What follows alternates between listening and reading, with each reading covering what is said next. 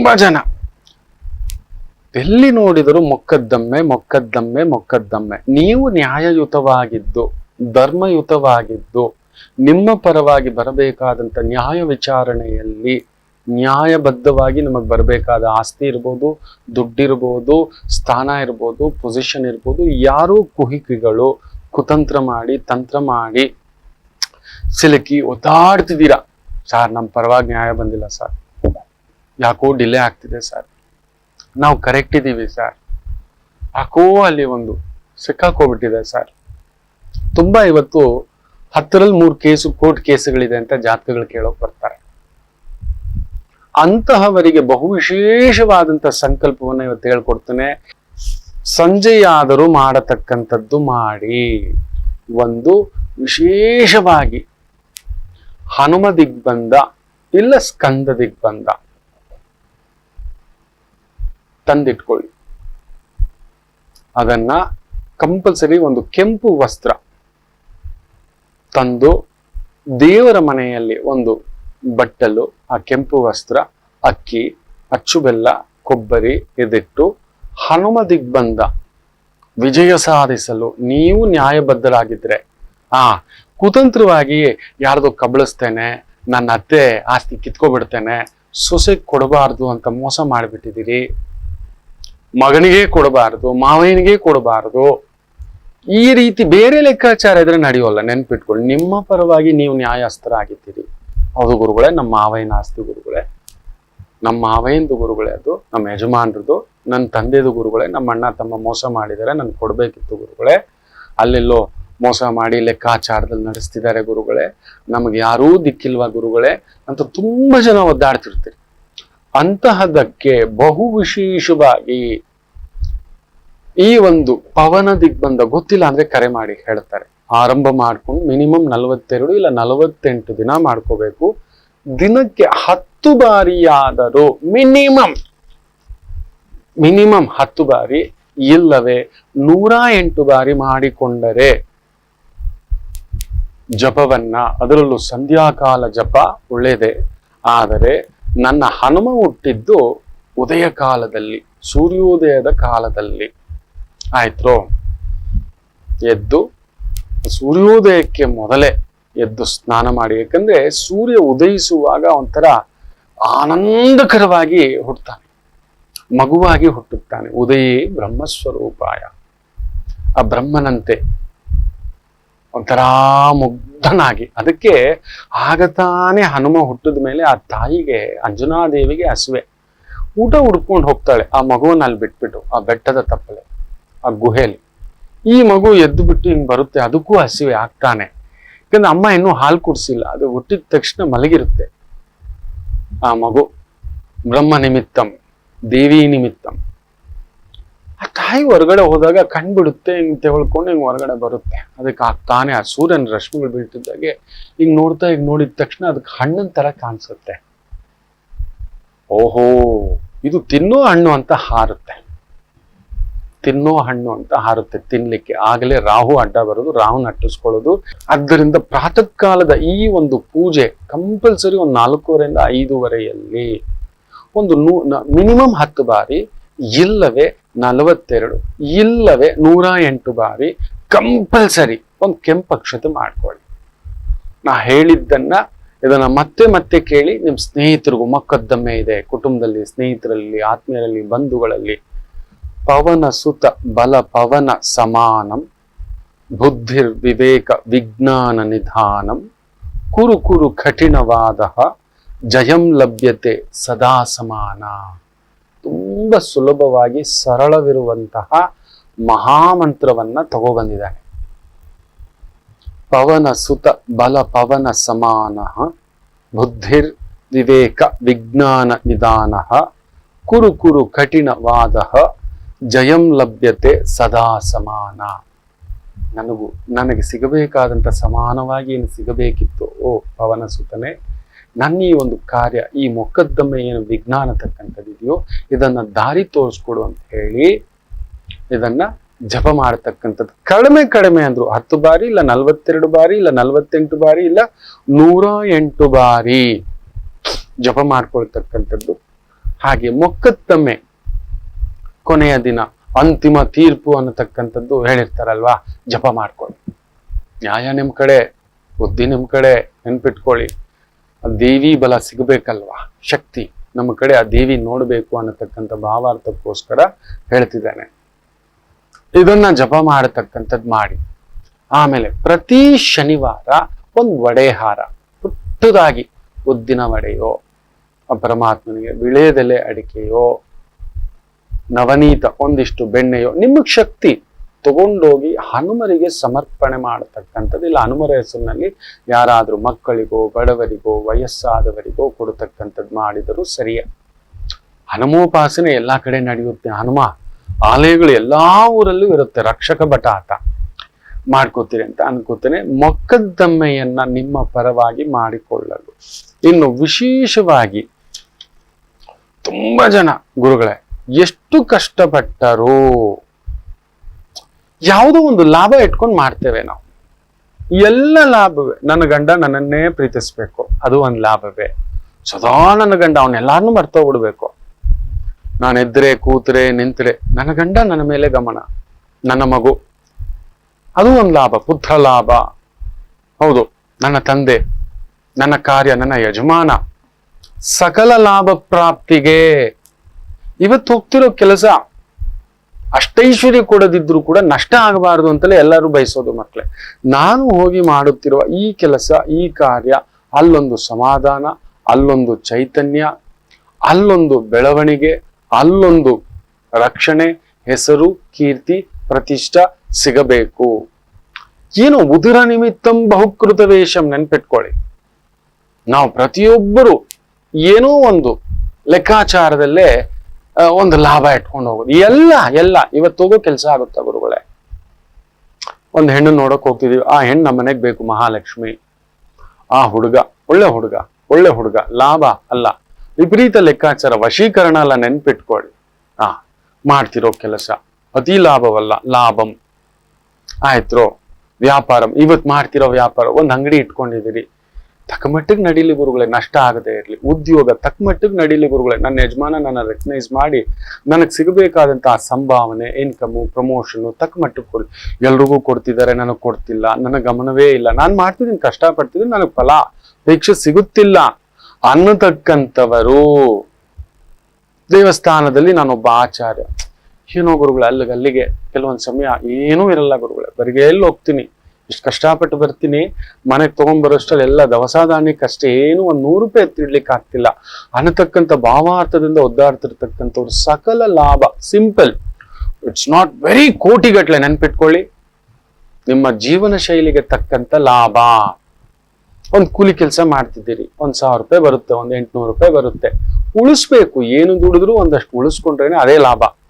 ಎಲ್ಲ 800 ರೂಪಾಯಿ ಬಂದ್ರು 800 ರೂಪಾಯಿಗೆ ಇನ್ನೊಂದಷ್ಟು 800 ರೂಪಾಯಿ ಖರ್ಚು ಅಂದ್ರೆ ಎಳೆದಾಟ ಅಲ್ವಾ? ಸೊ ಅದಕ್ಕೋಸ್ಕರ ಹೇಳ್ಕೊಡ್ತಕ್ಕಂಥ ಅದ್ಭುತವಾದಂತ ಮಂತ್ರ ಓಂ ಹ್ರೀಂ ಹ್ರೀಂ ಹ್ರೀಂ ಹ್ರೀಂ ಶ್ರೀಮೇವ ಕುರು ಕುರು ವಾಂಚಿತಮೇವ ಹ್ರೀಂ ಹ್ರೀಂ ನಮಃ. ಕಡಿಮೆ ಅಂದ್ರು ಇದನ್ನ 51 ಬಾರಿ ಇಲ್ಲ 108 ಬಾರಿ ಲಕ್ಷ್ಮೀ ದಿಗ್ಬಂಧನವನ್ನ ತಂದು 108 ನಾಣ್ಯ ಜೋಡಿಸ್ಕೊಳ್ಳಿ. ಅದು 1 ರೂಪಾಯಿ, 2 ರೂಪಾಯಿ, 5 ರೂಪಾಯಿ, 10 ರೂಪಾಯಿ ನಾಣ್ಯ ಆದ್ರೂ ಸರಿ. ಒಂದು ಬಟ್ಲಲ್ಲಿ ಅದರಲ್ಲಿ ಒಂದು 8 ಲವಂಗ, 8 ಏಲಕ್ಕಿ, 8 ಒಣಗಿದ ಖರ್ಜೂರ, 108 ನಾಣ್ಯ, 8 ಲವಂಗ, 8 ಏಲಕ್ಕಿ, 8 ಖರ್ಜೂರ. 8 ಬಂದು ಅಗಣಿತ ಸಂಪತ್ತು. ತುಂಬಾ ಜನಕ್ಕೆ ಗೊತ್ತಿಲ್ಲ. 8 ಅಂದ್ರೆ ಗಂಟು ಅಂತಾರೆ. ಗಂಟೆ ಕಂಡ್ರೆ ಮಹಾಗಂಟುಗಳಿದ್ದಾವೆ. ಈ ಲಕ್ಷ್ಮೀ ದಿಗ್ಬಂಧನವನ್ನು ತಂದಿಟ್ಕೊಂಡು ಅಮಾವಾಸ್ಯ ದಿನದಿಂದ ಆರಂಭ ಮಾಡ್ಕೊಳ್ಳಿ.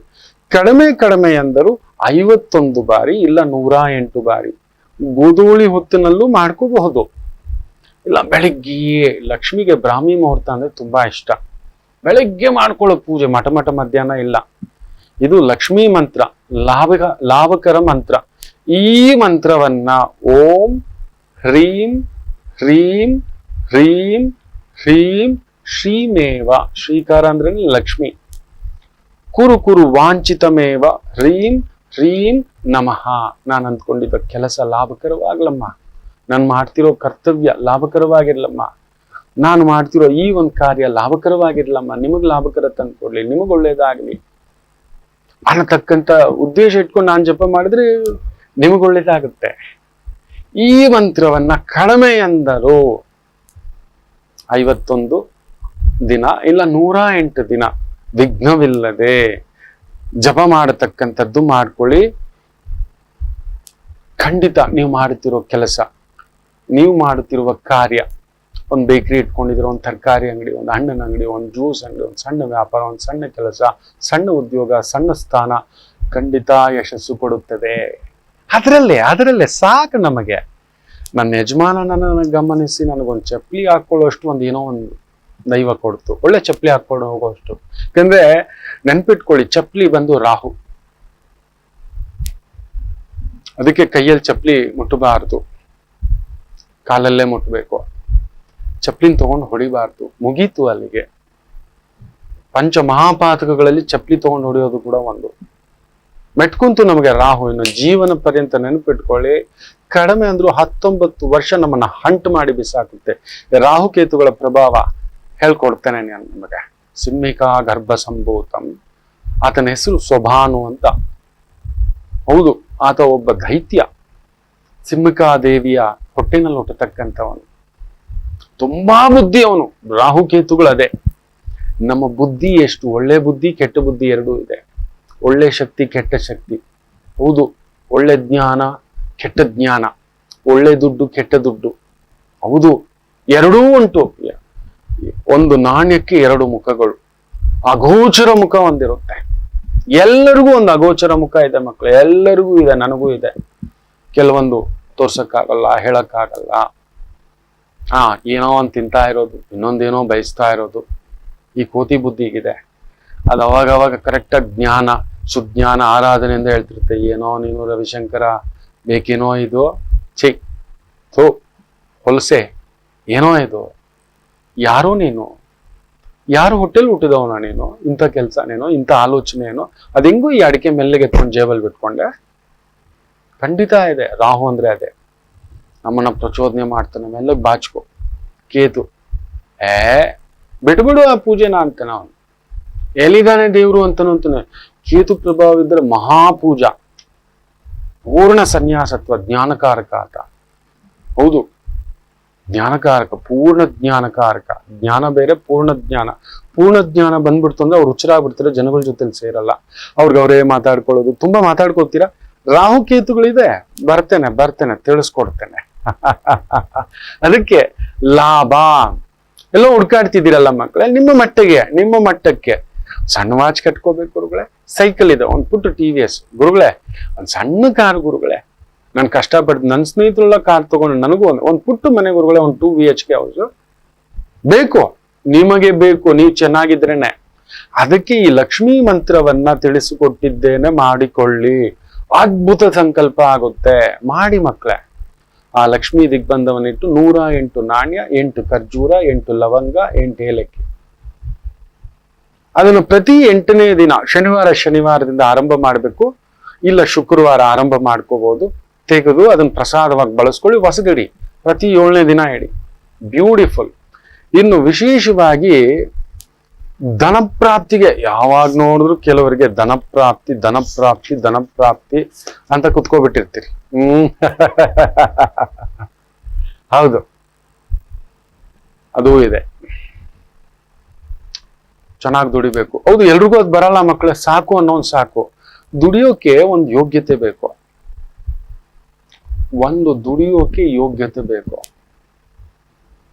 ಹಾಗೆ ದುಡಿದುದನ್ನು ಉಳಿಸ್ಕೊಳ್ಳೋಕು.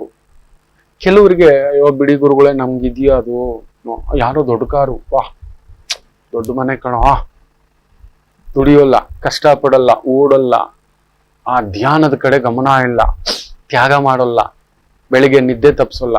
ನೋಡಿ, ಬೆಳಿಗ್ಗೆ ಎದ್ದು ನಿದ್ರೆ ತಪ್ಪಿಸ್ಕೊಂಡು ಬ್ರಾಹ್ಮಿ ಮುಹೂರ್ತದಲ್ಲಿ ಓದೋವನ್ಗೆ, ಪಟ್ಟಾಗಿ ಕುಳಿತುಕೊಳ್ಳುವವನಿಗೆ ಯಾಕೆ ವಿದ್ಯೆ ಹೊಲಿಯುವುದಿಲ್ಲ? ಬೆಳಿಗ್ಗೆ ಎದ್ದು ಕೆಲಸ ಕಾರ್ಯ ಅಂತ ಹೋಗೋರಿಗೆ ಯಾಕೆ ಆ ಲಕ್ಷ್ಮಿ ನಿಂತ್ಕೊಳ್ಳಲ್ಲ? ಆ ನಂಬಿಕೆ ಇಲ್ಲ, ಮಾಡೋಲ್ಲ, ದುಡಿಯೋಲ್ಲ. 8 ಅವರ್ ಈಸಿ ಇವೆ ನೋಡಿ, 18 ಅವರ್ ದುಡಿತಿದ್ದೀರಿ. 18 ಅವರಲ್ಲ, 24 ಗಂಟೆ ಅಹರ್ನಿಶಿಯಾಗಿ ನನ್ನ ಸಾಧನೆ ದೊಡ್ಡದು, 100 ಜನಕ್ಕೆ ಅನ್ನ ಕೊಡಬೇಕು, 100 ಜನಕ್ಕೆ ಸಂಸ್ಥೆ ಕಟ್ಟಿದ್ದೇನೆ, ಅವ್ರನ್ನ ರಕ್ಷಿಸ್ಬೇಕು, ಕಾಲಕ್ಕೆ ಸಕಾಲಕ್ಕೆ ಅವ್ರಿಗೊಂದು ಸಂಬಳ ದುಡ್ಡು ಇದೆಲ್ಲ ಕೊಡ್ತಕ್ಕಂಥದ್ದು ಆಗ್ಬೇಕು.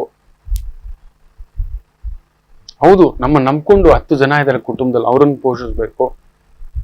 ಸಮಾಜದಲ್ಲಿ ಗೌರವವಾಗಿ ಗತ್ತಾಗಿ ನೋಡಿ, ಕುರುಡು ಕಾಂಚನ, ಈ ದುಡ್ಡಿದ್ರೇನೆ ನಿಮಗೊಂದು ಗೌರವ. ದೊಡ್ಡ ಕಾರಲ್ಲಿ ಬಂದ್ರೇನೆ, ಕುತ್ತಿಗೆ ಮೇಲೆ ಒಂದು ಚೈನ್ ಇದ್ರೇನೆ ಎಲ್ಲರೂ ಹಿಂಗ್ ನೋಡ್ತಾರೆ. ಮೊನ್ನೆ ನನ್ನ ಗುರುಗಳು ತುಂಬಾ ಒಂದು ಸರಳ ಜೀವಿ, ಅವ್ರ ತಮ್ಮ ನೋಡ್ಬೇಕು, ಯಾವ್ದೋ ಕಾರ್ಯಕ್ರಮಕ್ಕೆ ಹೋಗ್ತಿದ್ದಾರೆ, ತಮ್ಮ ಶಿಷ್ಯನ್ಗೆ ನಡಿಯೋ 2 ವೀಲರ್ ಹೋಗೋಣ.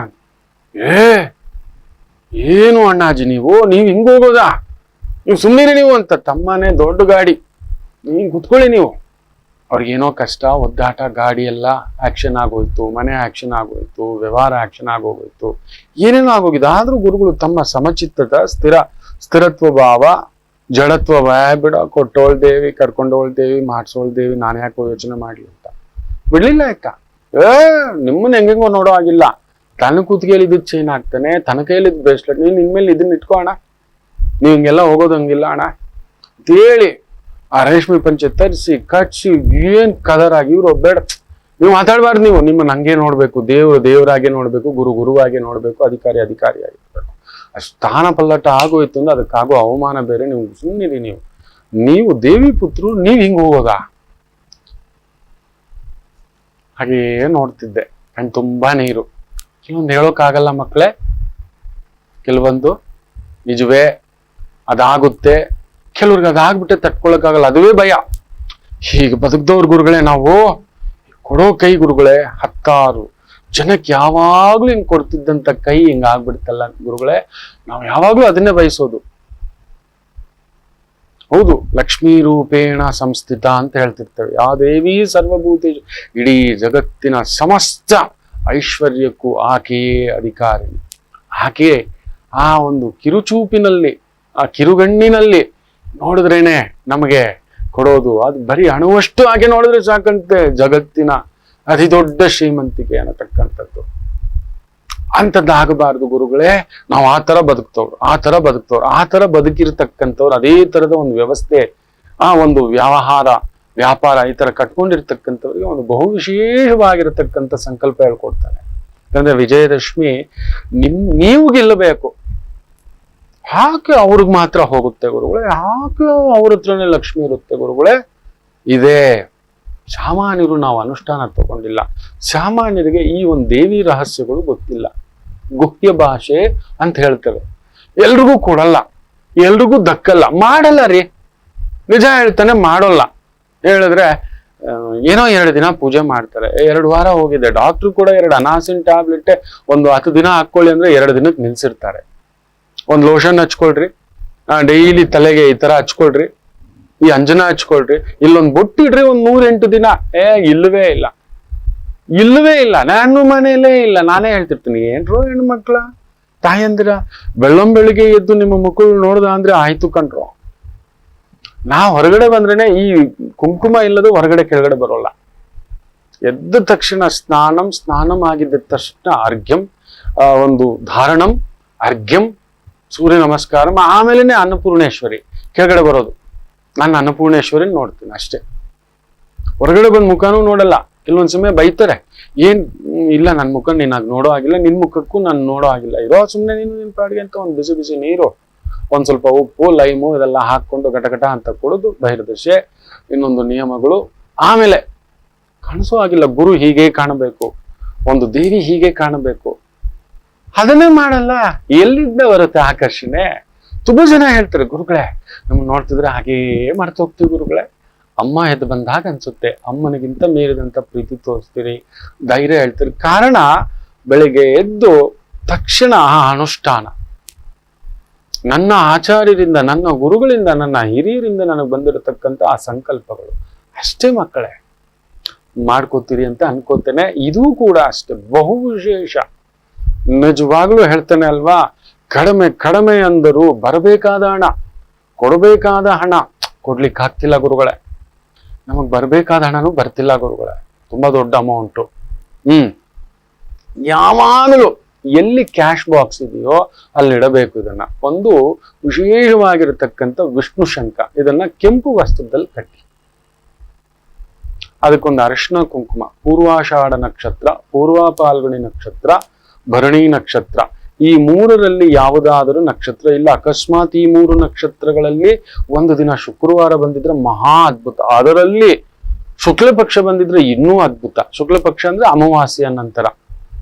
ಪಂಚಮಿ ಬಂದಿದ್ರೆ ಇನ್ನೂ ಅದ್ಭುತ. ಗುರು ಪುಷ್ಯಾಮೃತ ಯೋಗದ ದಿನ ತಂದ್ರೂ ಕೂಡ ಪರವಾಗಿಲ್ಲ, ಗುರುವಾರವೇ ಪುಷ್ಯ ನಕ್ಷತ್ರ ಬಂದಿರತಕ್ಕಂಥ ಒಂದು ದಿನ. ಪಂಚಮಿ ಬಂದ್ಬಿಟ್ಟಿದೆ ಅಂದ್ರೆ ಲಕ್ಷ್ಮೀ ಪಂಚಮಿ, ದೇವಿ ಪಂಚಮಿ ಅಂತಕ್ಕಂಥದ್ದು ಹೇಳ್ತವೆ.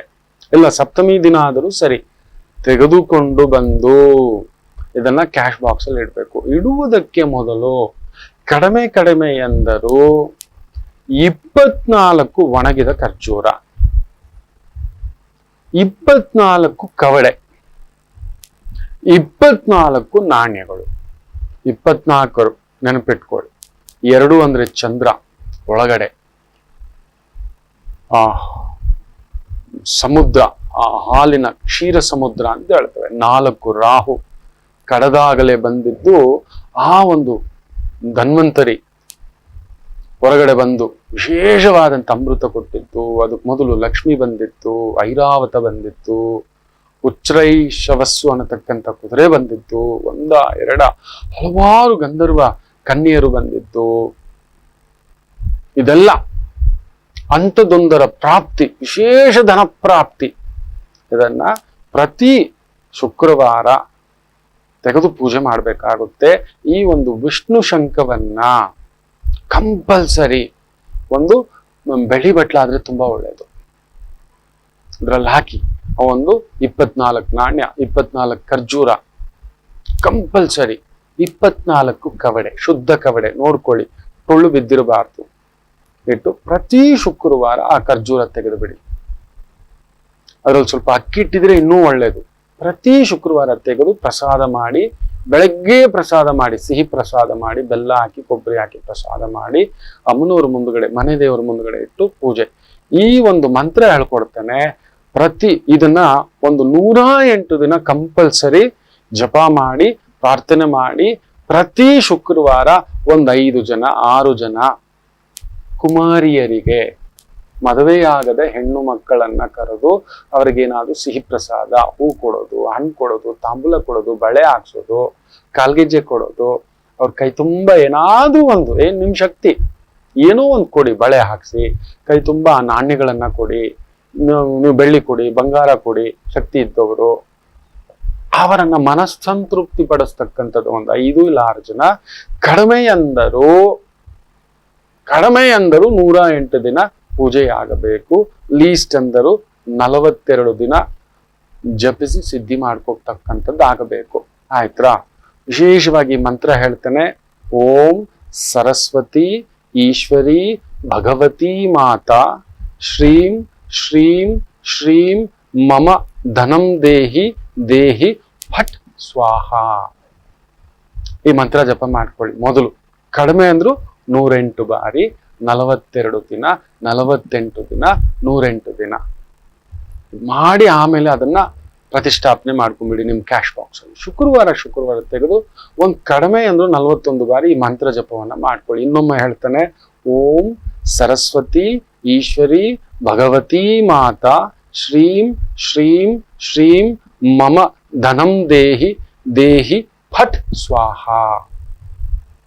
ಮಾಡ್ಕೊಳ್ಳಿ ಮಕ್ಕಳ. ಬರಬೇಕಾದ ಹಣ, ಸಕಾಲಕ್ಕೆ ಕೊಡಬೇಕಾದ ಹಣ. ನಮ್ ಕೈಯಲ್ಲಿ ದುಡ್ಡಿದ್ರೆ ಅವ್ರ ಹತ್ರ ಮಾತುಗಳು ಅನ್ನಿಸ್ಕೊತಿದ್ವಾ?